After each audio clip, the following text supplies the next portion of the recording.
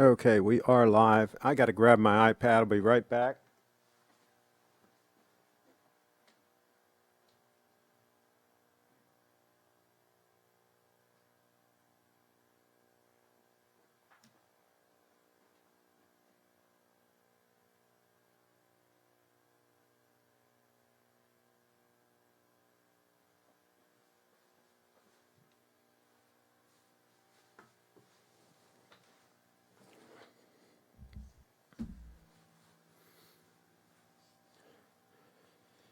I had to grab the iPad here so I can try to pull up the show. Give me a moment here.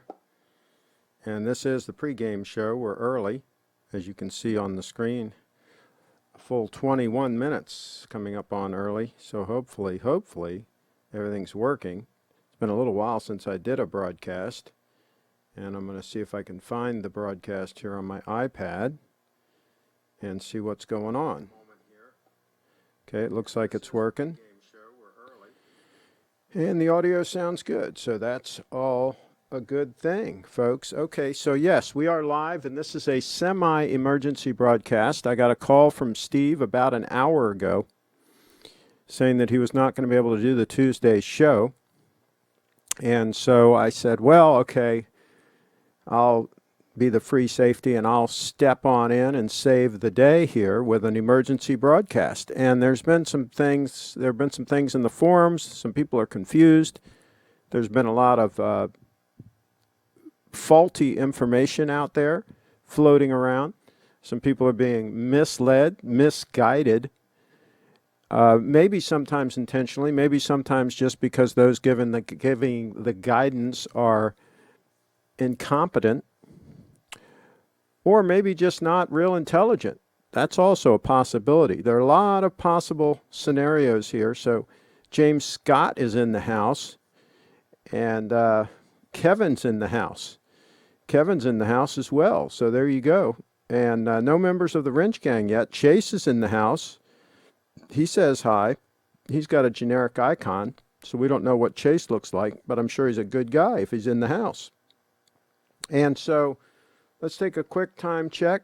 There's a quick time check on the Spring Drive Diver. As a matter of fact, let me see if I can pull up the official time.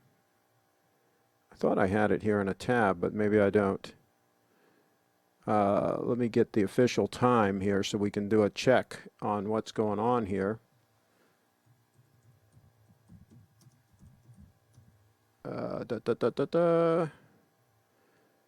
Here we go, time.gov, that's where we get this. All right, so let's see how we can do this. There's number 3, there's number 4, and do a picture-in-picture, there we go, side by side. Let's see what we've got here on an official time check. And what I'm going to do is I'm going to freeze when we get right at the 30-second marker. I'm going to do my best to freeze right there, and so we can see what we're dealing with here. There it is, 4:41 and 30 seconds. It looks like we are spot on time.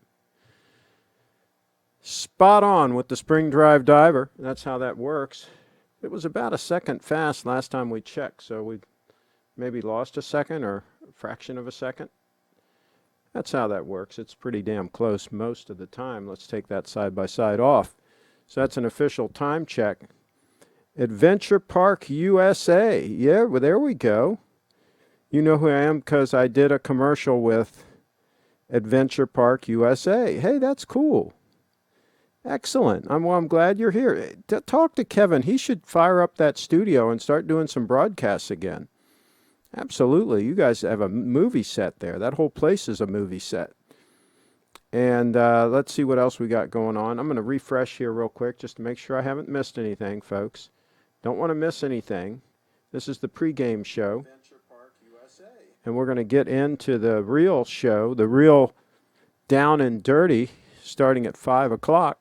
So in the meantime, put any of your questions in there. Good afternoon. Logan in the house. I want to purchase my first mechanical wristwatch. I have $1,000 to spend. Any recommendations? I did watch your Steinhardt video about the Pepsi GMT and was considering that. Just Bluefish just did a a review on the Steinhardt, and he's still saying it's a pretty good option. And for that kind of money, I think you can get them for around $500. I mean, it's hard to beat for that price. But, and here comes the Billy Goat, but I would probably buy the SBDC-007, the Shogun, the Seiko Shogun, SBDC-007. I have a video on my channel. I wore that watch for a couple of years. Fantastic watch for the money. You should be able to pick one up in really good shape for about the same price range, about $500. Chase Grubbs, do you know who I am? I think I do. I think I do. But you should still put an icon. You should still not use that generic icon. That's what you should do. Okay, so let's see what else. I guess while we're waiting for the actual show to start, I'll start on a little something here. You know, on this channel, we've talked about buying quality. And not just following the trends and just buying what's trendy and what's in fashion and so on. I mean, like these suit jackets that people are wearing and these sport coats that people are wearing that are cut so short they look more like a waistcoat. I wouldn't recommend any of that stuff. The trendy stuff tends to cost you a lot of money because you buy that stuff and a few years later it's out of fashion and you're screwed. So no, buy high quality stuff that has a long shelf life. And can give you years and years of quality, reliable, dependable service. Now here's an example. I just did a review on this. I think I published it yesterday. Let me grab it here. This is my new tripod. This is made by Pro Media Gear. Okay, it's a carbon fiber tripod. I have a number of carbon fiber tripods in the stable here. Most of the ones that I have are made by Enduro. Now, Enduro tripods are made in Japan, and the ones that I bought them like around 10 years ago, and they were really high quality tripods. I still have them. I still use them all. I think I have 4 of them. But this puppy here, this is made in the United States of America. The machine work on this is all aluminum. No, there's no plastic on this. All these knobs, all machined aluminum, right? Even the collars here that you turn to let the leg out, even those are machined aluminum, not plastic, okay? So this is the real deal. So this is an example of buying a high quality piece that this will outlive me. Whoever inherits this from me will use it for their lifetime probably.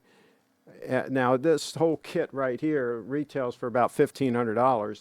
The what they call the legs, the tripod, and then the ball head on top. The ball head is $500. The legs are $1,000. So you're looking at $1,500. But again, it's a one-time purchase that you can wear and not wear, that you can use and enjoy. That's why I'm going to transition to the watches. That's why I was saying wear. And so one of the things we talk about on this channel is with the watches as well. Buy a high quality watch, absolutely, if you can afford it, if you have the disposable income to purchase an expensive timepiece. Do that and then wear and enjoy it. Don't put it in a box somewhere. Don't collect it, you know. Put it on your freaking wrist, you know. Wear the thing. Use it to tell time. Enjoy it. Every time you look at it, you think, man, that's gorgeous, especially these Grand Seikos, the dials. Let me switch to this camera over here and show you.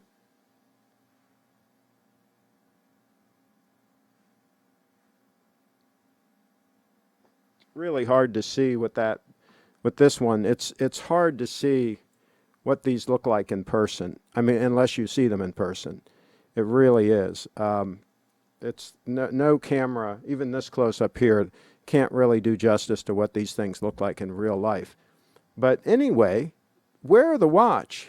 And so somebody made a comment in the Facebook group. Let me switch over to the laptop here. There was a comment a little while ago. This guy posted the sub here. For me, this is it, right? And he posts a sub without a date, right? And I had to chime in. Of course I did, right? I chimed in. I said, no super case for me. Because in my opinion, look at those lugs. That is not an attractive design. They screwed up when they came out with that super case. See the transition from the case to the bracelet, how it's almost at a right angle? It makes it look like the bracelet is too narrow, and it's all real chunky looking. They screwed that up big time. So anyway, and now look at this guy. This guy here, okay, he posts a picture, all right, full of tattoos, right? I mean, no watch is going to look good on his wrist. Now, at least he's got it looks like that's the standard case on that. Looks like that's not the super case, but, you know, you screw yourself up, you know, full of tattoos, and I don't care what watch you put on, it's not going to look good. No, tattoos are not a good move, folks. They're just not. And again, there's something that's popular. Tattoos are very popular right now, but still a very bad move to actually get a tattoo. So anyway, so then somebody chimes in about tutors, CraigShip, and tutor as well. And I said, correct. There are much better options, and life is too short. And that's what I mean. Life is too short, folks. Now, here's a tutor that he posted that is actually one of the better looking tutors, because at least it has the Mercedes hands. And notice how the tutor has the attractive case, you know, like the old subs, right? At least it's got that. So yeah, folks, don't. And I said, and I replied that a better option would be the Yachtmaster, like the one in this group's banner, is a great option. See this one up here? I said, that's a great option. That's got a beautiful case on it. It's only 11.7 mils thick. That's a great all-arounder. And then he responded, CraigShip, I hate the reverse polished case and polished center links on the Yachtmaster. It's a disaster waiting to happen for an everyday piece. In my personal opinion, I guess that's what that means. Anyway, much better options. So here's the thing.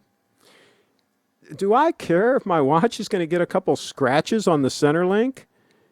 I mean, I'm wearing the damn watch. What is wrong with you? When did people become such total wimps? Okay, when did that happen?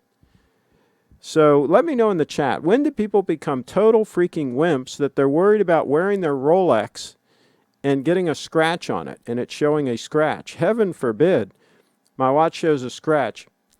I was at a party one time. This is a true story. This is years and years ago. And a lot of these people at these parties back then, they were preppies, right? And they were wearing the button-down Oxford shirts, starched, heavily starched, khaki pants, starched, with cuffs, right? And I admit I dressed like that too. Anyway, this guy had a shirt on, all freshly starched and everything. And you know, the pocket was, the starch was holding it closed. It was still starched, you know. So I grabbed the pocket and I opened it up, right? I opened up broke the starch seal and opened up his pocket and said, here, then now you can use your pocket, right? He ran home and changed his shirt and wanted to come back with one with the pocket starched shut. What's with these people? Let me know in the chat. What's going on here? They don't want to wear the Rolex because it's going to get a couple scratches on the center links? Instead, they'd rather wear something with a thicker case and with ugly lugs. And then somebody chastised a guy in another one of the forums the other day because he paid just under list for a Yachtmaster with the blue dial, just like that one. Might be that watch. He bought it, and he paid under list, right, for it. And they're, oh, you paid too much and blah, blah, blah, and all this stuff. Meanwhile, they're going out and paying over list for the sub. You go figure. Let's see. A part of the Seiko drivers, the SARB 033 and 35 are very nice and good quality. They have been discontinued, but you can still purchase for less than $500. There you go. And Durr's in the house. We got the Wrench Gang coming in big time. Carlos in the house. I agree, and wear it. Yeah. What's the deal? What's the big deal? You could the polished center link. Sure, they're going to get some scratches. Big deal. wear the watch. It's just a steel watch anyway. It's not precious metal, folks. I don't get it. I'm just out of the loop here on this. Hey, Craig, missed your show while in Barcelona. Well, I haven't had a show for a while, so you might not have missed anything, Craig. There is some of these YouTubers telling people not wear in store. And then these people are speculating on the bubble. Bark and Jack did a link bait video the other day saying that the bubble has burst, right? And then he's showing some numbers, some discounts on some watches on a few websites and stuff like that. Like the bubble's burst, right? First of all, he has no idea if the bubble's burst or not. And I don't think the bubble has burst yet. I think when it bursts, we'll know it. And then the other guy, who's the guy from London or whatever, the other guy, he chimes in with a rebuttal video, I think yesterday. They know the bubble hasn't burst. I haven't watched that one. I just saw the headline pop up in my YouTube app. So they're going back and forth with whether or not the bubble's burst. Here's the bottom line. A whole bunch of speculators are buying these watches and sitting on these watches hoping to flip them. And here's the other thing. I know we talked about this one other time. Bluefish Buddha said that he thinks Rolex should increase their production so that they can meet demand and so on. And I made the comment during that show. I said, listen, Rolex is not going to adjust their production schedule because a bunch of idiots are buying up watches and hoarding them. That would be the worst thing to do, because then that we'd have an artificial increase in supply. Because here's the thing, the demand right now is really an artificial demand, because these people that have 5 and 6 watches, they don't really want 5 and 6 watches to wear. They're speculating on them, okay? And some of them are thinking of them as investments or whatever. At some point, these watches are going to hit the market, and there's going to be a flood of these watches, and of course the prices are going to go down. And if Rolex increases supply, it would be even a harder crash. So they're probably trying to manage the crash, knowing that the crash is going to come. They're managing it to try to mitigate that somewhat. Let's see here. Let me catch up on the comments. I strap a Grand Seiko on both wrists and then practice my belling dancing in the mirror by watching brief fit dance videos. Like, subscribe, and share. There you go. You can't go wrong watching Brianna. I can tell you that firsthand. Wow. She is pretty much all that. Yeah. So the super case would be nicer if the bracelet would bigger millimeter width. Well, and if they just didn't ever come out with it. Keep the case the way it was. It was fine. The case was fine. Why in the hell are you going to fix something that's not broken? Yeah, that was a stupid move. That was a butthead move all the way around. People became wimps the first day Obama took office. Tur in the house. I assume that is since people purchase things on credit and do not afford to have it.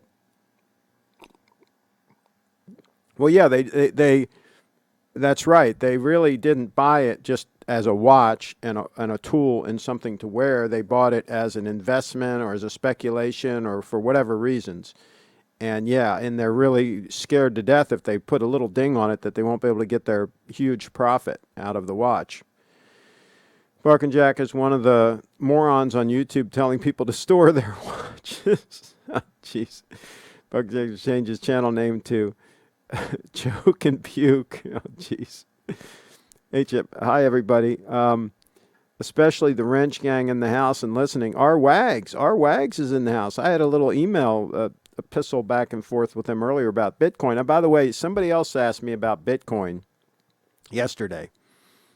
And these people come out of the woodwork and ask about Bitcoin, whenever the price is like either going up or down or whatever it's doing. Bitcoin does its thing. And he asked me what I was doing. And I said, well, I'm not doing anything any different. I'm just holding my Bitcoin. I'm a long-term holder. This isn't changing anything. And then I told him, I said, but my back the truck up and buy price is $1,000. If it gets down to $1,000, then I'll buy every Bitcoin in sight. When there's total blood in the street, right, I will step in and buy. But then I also told him, I said, listen, I said, if you don't have any Bitcoin at all, if you're what I call a no-coiner, then yeah, if I was a no-coiner, I would absolutely buy. Here it is. It's Dudley. He's actually responding to me. I haven't really been following, but seems volatile. I guess Bitcoin. It always is. I'm going to respond to him. Always is. So yeah, I mean, this is like new to people, that Bitcoin can go up 20 or 30% in a couple of days, or down 30% in a couple of days, or 40%, or you name it, right? Here's the thing, and I'm sure that Mr. Wags can chime in on this. The volume is relatively low on Bitcoin. So if a whale steps in and starts selling a bunch of Bitcoin, he can manipulate the heck out of the price. Okay? He can cause it to crash a significant amount. And what these whales do is they try to get other people to panic and other people to start selling, and so the price crashes even more. So they start to crash, and then they hope that other people pile in, and it crashes even more, and then they buy back. They're no dummies, right? They do what you call sell high and buy low. And meanwhile, all the sheep are getting sheared in the process. The weak hands are getting shaken out. So my Bitcoin's going nowhere. I'm holding my Bitcoin, every last one of them. So that's the way that works. And I also mentioned to our Wags that, a couple of years ago, I guess going on 3 years ago now, whatever it was, Bitcoin was $1,250 a coin when my dad interviewed Adam Meister right here. And the video's up on YouTube. It's got over 100,000 views. And anyway, it's here on my channel. But we were speculating back then as to whether or not Bitcoin would hit $5,000 by 2020. That's next year. Whether or not it would hit $20,000. Now, what happened was we got way ahead of ourselves in that 2017 euphoria, and everything just got way out of hand. And I think where we should be right now, a normal price right now would probably be more like around 4,000, maybe even 3,000. I still think we're overcooked. Now, we may not get back down to 3,000 or 4,000. We may not see that again. But I just think we're ahead of ourselves. And because the next halving is next year, in 2020, around May. And usually the next big run-up happens after the halving, within a year of the halving. That's what happened in 2017. The last halving was 2016, right? So the big run-up was in 2017. But I just think we had too much of a run-up.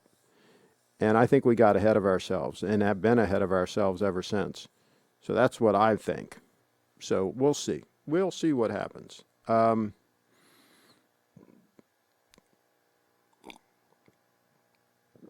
happened to the guy that was trying to sell everyone his tutor? Maybe he'll come in. Maybe he'll come in the chat. What I think is, if you think about your watch all day, you should reconsider what you're doing with your life. That's a good point. That's a really good point. Yeah. Craig, fill us in on Teddy Baldassier's new hit music video, The Watch Collector's Anthem, that he posted on YouTube a couple days ago. That's a good question. I haven't seen it. Maybe I should check it out. I should check it out. Dudley says, keeps things interesting. I'm going to ask him if he can Skype in. Can you Skype in?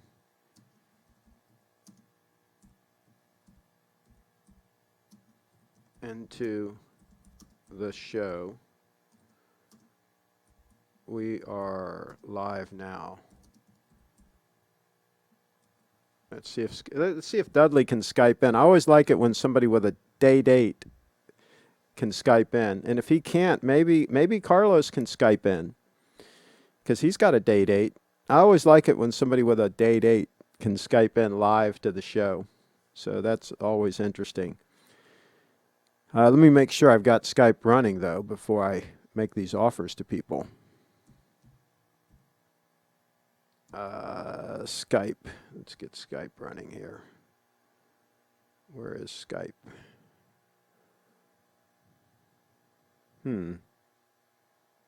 Is it running? Oh, there it comes. It's launching now. I hate Skype because it's owned by Microsoft. You never know what the heck it's going to do. Okay, but I'm logged in. It seems like it's working. Okay, well, that's a good thing. All right, so I tried on the new Glashütte Original CQ yesterday. They're stunning dive watches. Well, there we go. Tom in the house. If you want to truly beat the watch addiction, buy yourself one great piece like a Rolex or GS, then go cold turkey. Well, I think then the thing to do is just and wear the watch and enjoy it. Wear it and enjoy it. Only cool people wear a Tudor.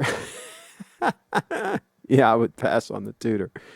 I would absolutely pass on the Tudor. All right, let me see what he said here. Appreciate the invite, but I'm beat. Just got home from a long day. Dudley's been in motion out there in motion. Okay, so that's it. We're up to date on that. So the only option for a date 8 probably Skyping in would be Carlos, and he cannot join now. Okay, well maybe later. Hopefully, we'll see. Your thoughts on Citizen Chronomaster series, equivalent to Grand Seiko, similar quality finishing, and here the quartz quality technology might. No, Jesus, no. The 9F is better. It's more robust. I would go with the 9F. I would skip the Citizen. Citizen, it's a nice piece. And by the way, Steve is a dealer for Citizen and has some nice ones. But no, I would go with the 9F over the Citizen. Absolutely. There's more to it than there's a lot of details to the 9F that are amazing. So do some research on the 9F. It is amazing. I think it's more robust. Okay. The CQ is totally awesome. I could never pay anywhere close to retail for one, though. Okay, there you go. Durr in the house. And I believe Durr has I think he has a watch with a 9F. I know he's got a spring drive. Durr, do you have a 9F also? Let's see here. What else? Grand Seiko over Citizen every single day. Durr in the house. I agree. They are dripping in quality. You mean dropping in quality? Oh, by the way, speaking of quality, here's the thing. Somebody made a comment on one of our videos here on the channel that they've got a concern with Grand Seiko because of servicing, that customer service isn't that good, and that maybe it takes too long to get a watch serviced or whatever, right? And I responded to him. I said, that would be a concern and that would be a problem if the watch needed to be serviced. But from all the feedback I've gotten from people, they're super robust and they don't need to be serviced. They don't need to be fixed or repaired or any of that kind of thing. You just buy them and wear them for decades and you don't worry about it. So, this whole thing about servicing and warranty and all of this stuff, that scares the hell out of me. If you've got a watch and you've got to have a warranty on it, that scares the hell out of me. It's just like this tripod. It's so damn well built. I don't need a warranty. This thing's fine. It's not going to give any trouble. Same thing with my Toyota. I didn't bring it into the shop under warranty because guess what? It didn't need it because it's, robust. Now, so that's kind of a lie. After about 15 years, I did bring it in for a recall item that they fixed, but it was a relatively minor thing and no cost, recall thing. You always have those occasionally here and there. But no failures on the car at all. And that's the way a high-quality item should be. You shouldn't need a freaking warranty. Now, if you buy a BMW or a Volvo or a Mercedes, you better have a robust warranty because you're going to need it. Okay? Yeah, so there's that. Maybe even a Patek. You buy something like that, you'd probably want a warranty. Steve says, nice jacket and tie. This is a Oxford. And where did it come from? Oh, yeah, this came from Oklahoma City. I remember I was at the Tulsa auction. I brought a 69 Cadillac Eldorado. I can show you the picture if you guys want to see it. I brought a 69 Cadillac Eldorado. It was 10 years old at the time. This was 1979. And I brought it to Tulsa, Oklahoma, to an auction. And while I was there, after the car sold and I got a bunch of money, I went down and I had 2 of these sport coats made. And I still have both of them. And they both pretty much fit okay. So there's that. 1979. My, how time flies. Too many people have Bemeritis when it comes to constantly pulling their feathers out about brand new watch servicing. Yeah. Just getting into horology now. I'm completely mesmerized by the movements, looking to get my first high-end watch and torn between GS and Rolex. My only advice would be go and really look at the Grand Seikos. And the only issue that I have with, for example, this watch here is it doesn't have micro adjustments on this bracelet. Now, for wintertime use, which is what I use this for, I'm good to go because I don't need to adjust it. My wrist stays consistent pretty much all winter. But when the summertime comes and I go out in that hot and humid weather and stuff like that, I need to adjust my bracelet. And so that's where I have the diver. It has 4 micro adjustments. And what I typically do is I adjust it out 1 notch for summer wear and take it in 1 notch for winter. Then on my date 8, I used to take out a link in the wintertime. So that's really the only issue that I have. Now, your mileage may vary. Your wrist might not change as much.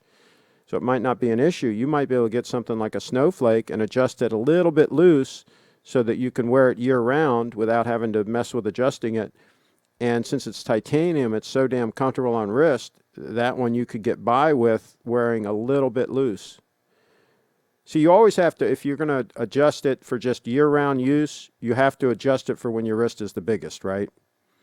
So it doesn't fit too tight, right? And so that means in the winter it might be a little bit loose. So that's the thing you got to deal with on these watches, is the lack of micro adjustment. They do have a couple of sport models that do have micro adjustments, but not that many. So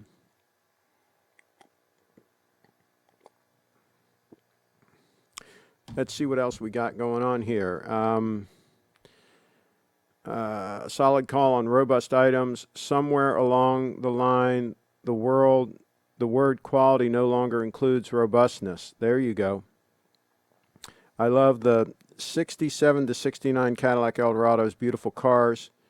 You can get a display back with GS, but not with Rolex. Okay, let's do this. Let's look at the 69. You guys want to see a picture of the 69?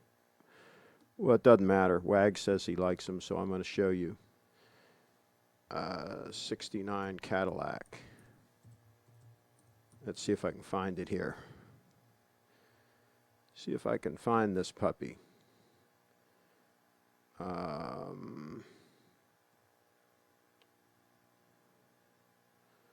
Why is it not showing up? Let's try this way. Cadillac. View all 10.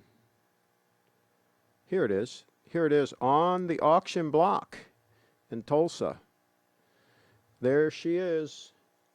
It was a beauty. This one had, you can't really tell from this picture, but I'll show you another picture that's a little bit better.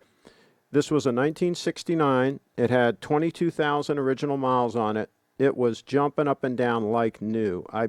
I saw a couple driving it down Georgia Avenue, an old elderly couple, and I flagged them down and I talked to them, and 9 times out of 10 people like that say no, the car's not for sale. And you ask them, and they almost floored me by saying, oh yeah, we'd consider selling it. So I followed them home. I had a big long conversation with them and blah blah blah, and I ended up buying it $3,000 cash. I had the cash with me, of course. And so I took it out to Tulsa to the big auction there, sold it for $5,600, and so made a little bit of money and paid for a trip. So it was so freaking new. Let me go back and show you the other picture of it here. It was so freaking new. See the original tires on it? They had never had the car washed. They had always just feather dusted it. It had never been driven in the rain. It had no corrosion underneath at all. The exhaust system all looked like brand new. The carpeting had never been vacuumed. They had only brushed it occasionally. Well, they had a brush. When you open the door, there was a little brush right next to the seat, and they would brush it occasionally. It had never even been vacuumed. The car was so freaking mint. So I drove it out there and drove it out there on those original 10-year-old tires, bias ply tires. There you go. That's how we roll. That's how we rolled back in 1979 was when I sold it. The 1969 Eldorado. It was a lot of fun. So there you go. That was my type of car. That was my type. I had a lot of Cadillacs. Let me show you the Fleetwood Brougham I had. I had 2 of them. Well, if you count the limo, I guess 3, but I don't think I have a picture of the 72. Here's the 65. Here's the 65 Fleetwood, and those had 4 power vent windows. So that was kind of cool. So, unfortunately, I don't have a picture of the 1972 Eldorado I had that I drove for a couple of years. That was a really nice car. And everybody else wanted to drive the little cars and all that stuff, right? And I was driving the Fleetwoods. Because, you can get more women in a Fleetwood. So that's how that works. Let's see here. I guarantee you Steve McQueen wasn't yapping on nauseum about servicing his Submariner. There you go. These people buy them and they wear the watch, right? Craig, what do you think of the V12 Lincolns from the 40s? I was never, a bunch of my buddies had the old cars, and I went to Hershey every year, and that's where I kind of fell in love with the Bluebird Wanderlodges, because all those rich folks with those cars, they all had Bluebird Wanderlodges. This is in the early 70s, mid 70s. I used to go up to Hershey to the car show there, a very big show. And those cars are all right. I kind of like some of the big Mercedes. They always had the 700 series Mercedes there, the big ones that the Nazis used and all that. And there were some nice cars, and the V12 Packards and all of that stuff. But I always liked the cars, the more modern cars with air conditioning. Of course, you could get a 1940 Packard with factory air. And a friend of mine had a 53 Packard Patrician with factory air conditioning. So yeah, if you could get air conditioning and some other niceties, yeah, I was good to go. I had speaking of air conditioning in an older car, I had a 64 Imperial LeBaron that the rumor was it was owned by Jackie Kennedy at one point in time. But anyway, it was beautiful. It was loaded, and it had the dual air conditioning. It had the air conditioning in the front and back, and that thing, you could hang meat in that when that air conditioning was cranked up. And that was a nice road car. So 1964 Imperial LeBaron, loaded. Let's see here. My first car was the same as first producer Mike car. 127 yellow color, probably the similarities. And okay, the neat thing about 67 to 69 Eldorados was looking out on the windshield, the long hood. Yeah, Wags. So I went, my first kind of real job after working at McDonald's and places like that in high school, Burger King, right? You ever remember Burger King? So anyway, no, Burger Chef. I'm sorry, Burger Chef. I think they went out of business a long time ago. But anyway, I worked at Burger Chef. So anyway, my first real job was working for a company called International Sales Limited, and the guy was an ex-Fuller Brush salesman. He was an expert salesman, and he made money. Anyway, I worked for him, delivering and doing some telephone sales and stuff like that. I was like 18 years old. So he he sent me down to Capital Cadillac to pick up his brand new 1976 Eldorado convertible. Red with white top and white leather interior. It was freaking gorgeous, right? And so he sent me down to Capital Cadillac to pick it up and drive it out to his place in Rockville. And I said, sure, I'll be happy to go, right? So I went down and picked up the Cadillac. The salesman says, "Is there anything I can do for you, sir?" And I said, "Yes." I said, "Could you please put the top down?" So he did, and I drove it up from downtown. That was when Capital Cadillac was in downtown D.C. So I drove it up and up through Chevy Chase, up Connecticut Avenue, past the country clubs and so forth, and, with the top down, beautiful day. Brand new 76 Eldorado convertible. I'll never forget that. That was a hell of a car. So, yeah,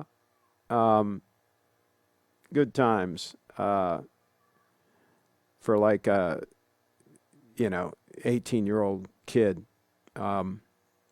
So there's that. Craig, did you ever spend time with a Mercedes 600? Okay, so I had my friend had a 1972 450 SEL 6.3, I believe it was the 6.3 liter in the sedan, not the 600 series, but it was the other sedan. You could get the 6.3 motor in it, right? And he had that puppy, and that had the mechanical fuel injection and everything. And so he consigned it to me to sell, because at the time I was selling cars. And of course, as soon as he dropped it off and was gone down the road, I had to take it out and give it a little run. That puppy would get up and crawl. I'll tell you it would. So yeah, the big Mercedes sedan, the long wheelbase, I believe it was a 450 SEL 6.3. I believe that was what the nomenclature was. But anyway, it was the same body as the 450 SEL, but it had the 6.3 engine in it. And then later they came out with some with the 6.9, later on. But this was a 1972. So, yeah, that thing was pretty much all that. And the 600 Pullmans, I mean, those things are freaking crazy. Those things are crazy with the hydraulic seat and everything in the back and hydraulic windows and all that stuff. I mean, they're just insane. So you can't beat the 1966 Imperials. Yeah, a lot of those Imperials were pretty cool cars, but, they... I still liked the Cadillacs. I also had a 66 Cadillac Fleetwood Brougham with the picnic tables in the back. That was a blast. Good thing you had the Seat 127 Carlos and not the, okay, not sure what those are. Okay, you guys know more about those than me. Cheetown, California, the only problem in the Mercedes 600 was the hydraulic lift system that could cause big problems when not functioning properly. Well, yeah, and the 6.3 sedan also had the air suspension, the air oil, hydraulic, whatever it was. Yeah, they also had that special suspension. And yeah, if that gave trouble, you were in trouble.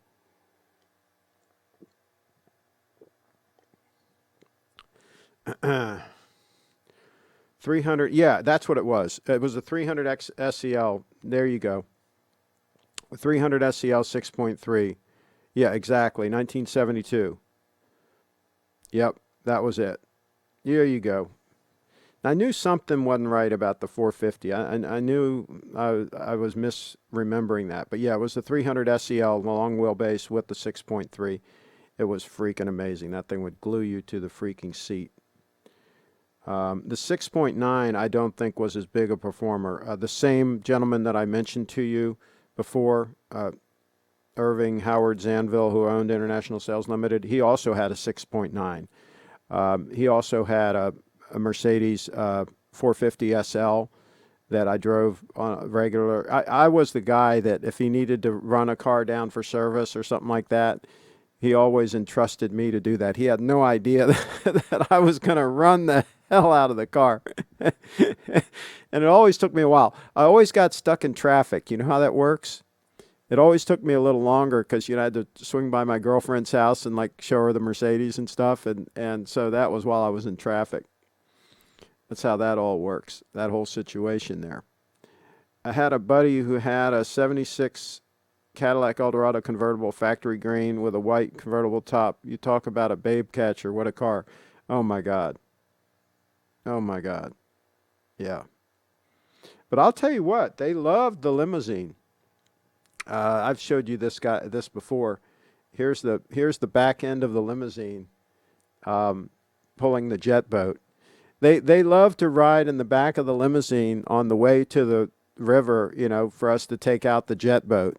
They kind of like that with the little bar in the back and a little television and everything. They thought they were in high cotton.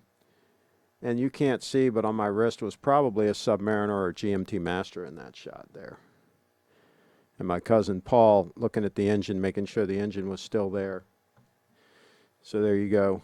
And that was a 454 Chevy big block in that puppy until we blew that up.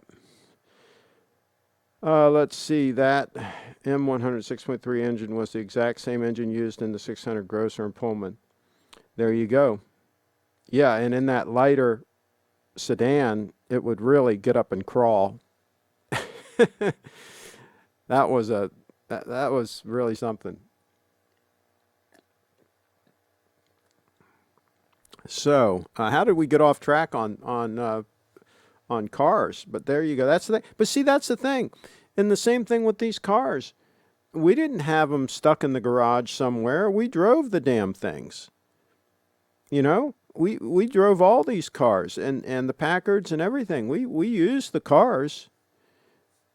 So that's the way all that works. Did you have experience with the 864? Oh, God. Those were a disaster. The last decent Cadillac really was the 79, because the 79 still had the steel window lifts in it. They went to plastic window lifts in 1980. And it had the 425 V8 engine in it. Nothing fancy, just a straight up V8, right? They went to a slightly smaller V8 in 1980, and then 81 I think was when they came out with the 864 and all that stuff, and then they came out with the HT 4100. We called that the chocolate engine, the aluminum block or whatever. That was total garbage. It was just a whole run of bad engines and bad everything from like 1980 on. So 1979 was really the last of the good ones. If you got a 79 Cadillac Fleetwood in really good shape back in the day, that was a hell of a car and would get up and go with that 425 V8 in it. Have lots of hobbies, folks. More stuff to talk about. My 005 is still running 0 seconds since June. Tom Austin in the house has an 005. There you go. Flashing the 005. How's that? How's that puppy? Going right underneath the cuff, just like it's designed to do.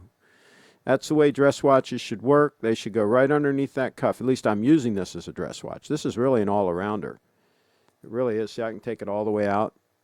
Take it all the way out there. See that? And then I can just slide that puppy right under the wrist. That's how it should work.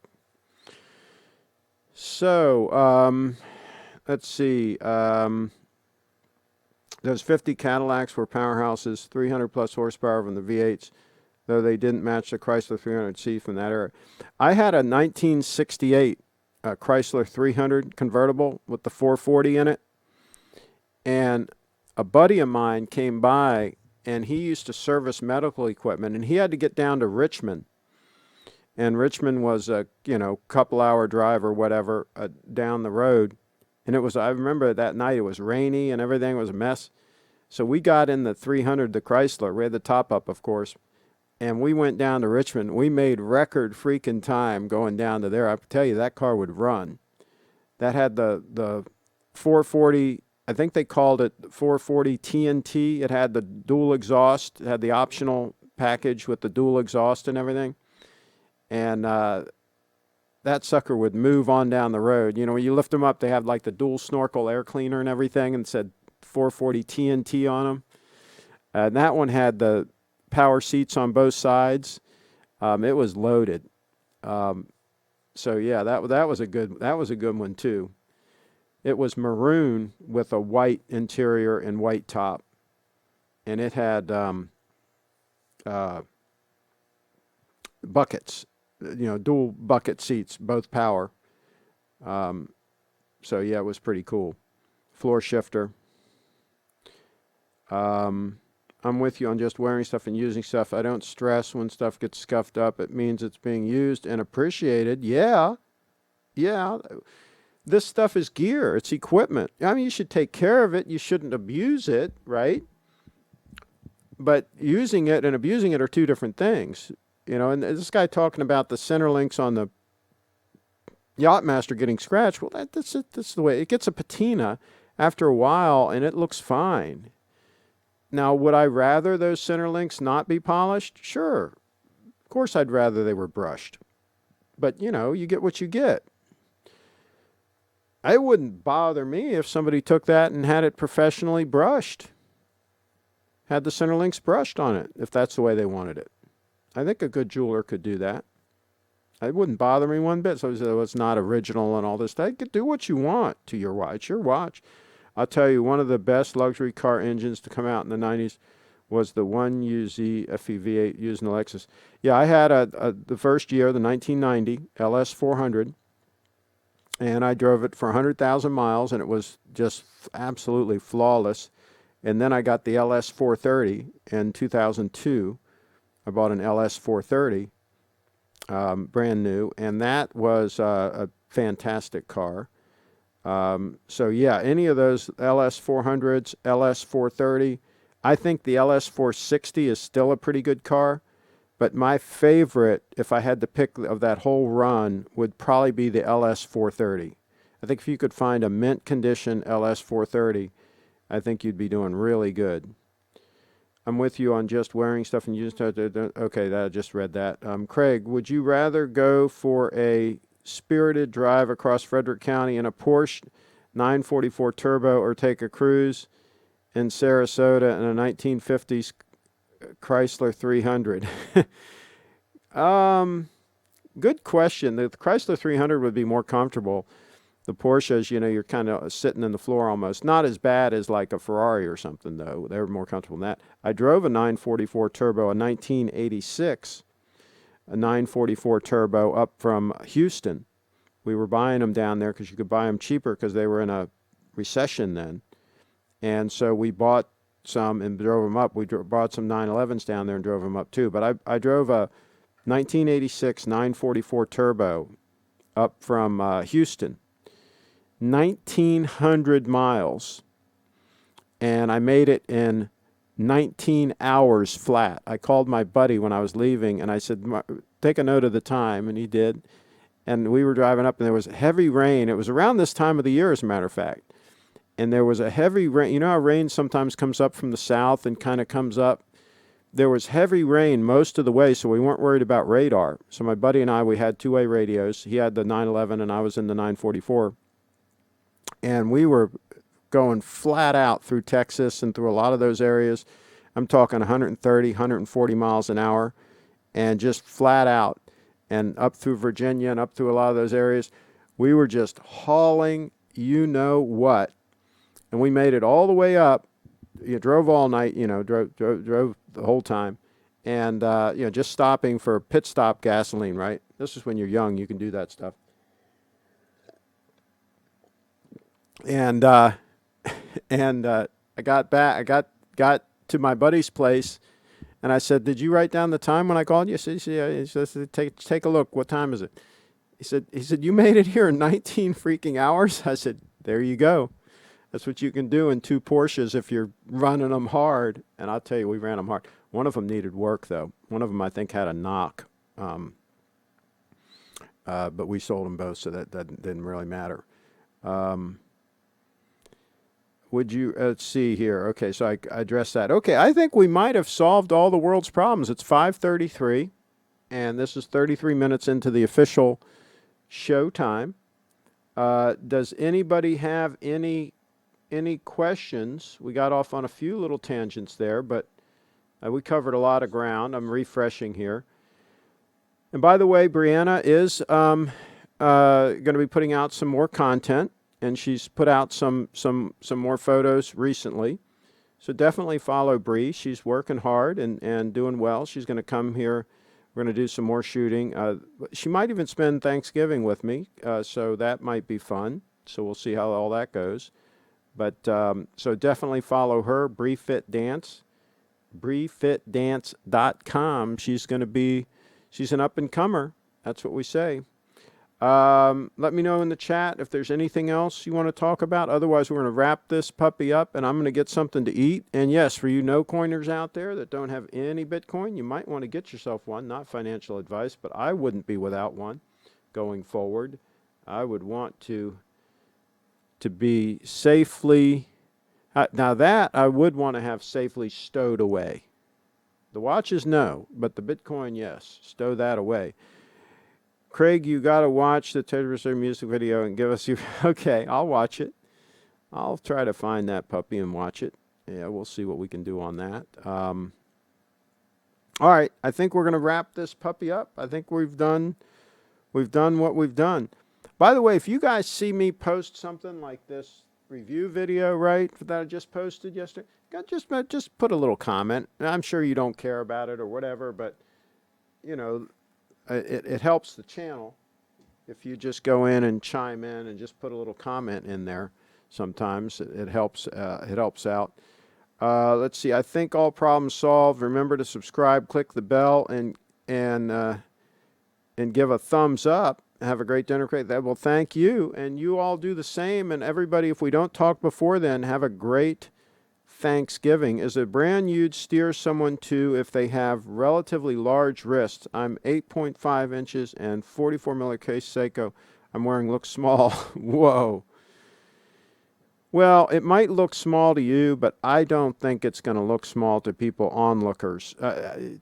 This big watch craze, I think, is out of control, and I think on any size wrist, that 44, like that one right there is the 44. I think you're fine. I don't think you need to have a huge watch on wrist. I think you're just kind of... I tell you what I would do. I'd get the opinion of several people. I just have a few people observe the watch on your wrist. Cross your arms, have the watch out there, and say, what do you think? What do you think about this watch? Does it look okay on me as far as the size? And I bet you most of them are going to say, yeah, it looks great. I think you're overthinking this. I think a 44 is fine for even a huge wrist. Look for a Breitling Colt or a Super Ocean or an Omega Seamaster Planet Ocean. There you go. There's some advice from there. See, now we got people chiming in and giving you some pointers there. All right, we're going to wrap this puppy up. Thanks again, everybody. Let's see here. Can I stop this broadcast? I would like a Titan in 40 millimeter. There you go. A lot of people have asked for that.